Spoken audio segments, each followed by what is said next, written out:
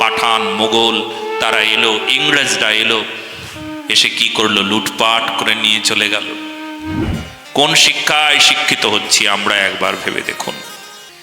ইংরেজি শেখাটা ভালো, কিন্তু তাই বলে আমাদের সনাতনী শিক্ষাকে পরিত্যাগ করা এ মহা মূর্খতা ছাড়া আর কিছুই নয়।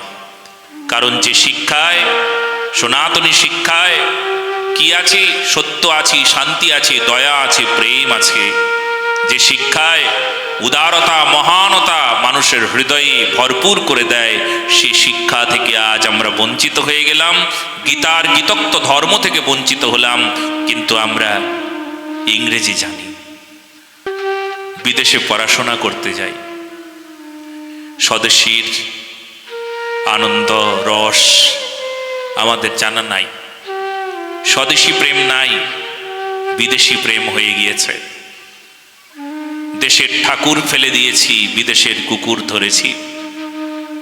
ভারত স্বাধীন হয়েছে সেই দিন, ভারতবর্ষে কতজন হামলা করলো? তারা এলো প্রথমে কেবলমাত্র আমাদের এই ভারতের সম্পদ সম্পত্তিকে, ভারতের সনাতন সম্পদকে কিছু লাভ করবার জন্য কতজন এলো।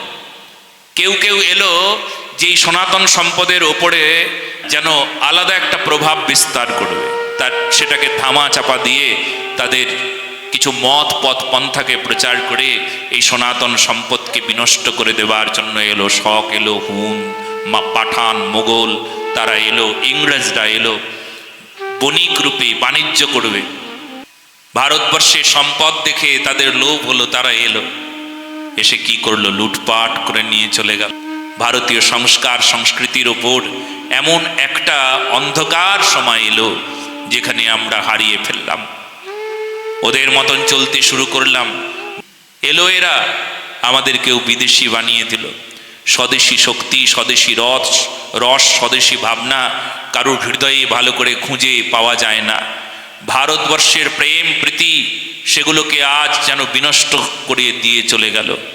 যারা এলো সব কিছু শেষ করে দিল, এমন করে আঘাত হানলো ভারতবর্ষের বুকে, এমন করে একের পর এক আঘাত করে করে ভারতবর্ষ, অখণ্ড ভারতবর্ষ, তাকে খণ্ড খণ্ড করা হলো, বিভাজন করা হলো শুধুমাত্র জাতির জন্য। আর বিভাজন করবার পর এখনো ভারতবর্ষ আমাদের ভারতীয়দের কাছে, সনাতনীদের কাছে সনাতনী দেশ বলে হিন্দুস্তান গর্ব করে বলতে পারি না, হিন্দুদের দেশ গর্ব করে বলতে পারি না, কারণ আমরা সেকুলার দেশে নিবাস করি। যদি বলি তাহলে কেসও হয়ে যেতে পারে। কি দুর্ভাগ্য! ভারতবর্ষের বুকে আমরা বারবার দেখেছি এমন চিত্র আমাদের সামনে প্রকাশ ঘটেছে। আমরা ভারতীয়, আমরা ভারতবর্ষী, আমরা সনাতনী, আমরা এই ভারতবর্ষে আমরা ভারত মাতার প্রতি আমাদের দায় দায়িত্ব কর্তব্যকে সামনে নিয়ে এগিয়ে যাওয়ার সঙ্গে সঙ্গে নানা প্রকার মানুষকে দেখেছি বিরুদ্ধাচরণ করতে, নানা প্রকার দ্বন্দ্বের সম্মুখীন হচ্ছি আমরা। ভারত মাতার জয়গান করতে আমরা দ্বন্দ্বের সম্মুখীন হই, তবুও ভারতের সেবায়, দেশের সেবায়, ধর্মের সেবায় আমরা কিছুতেই পিছু হাঁটব না। এ আমাদের অঙ্গীকার, এ আমাদের প্রতিজ্ঞা।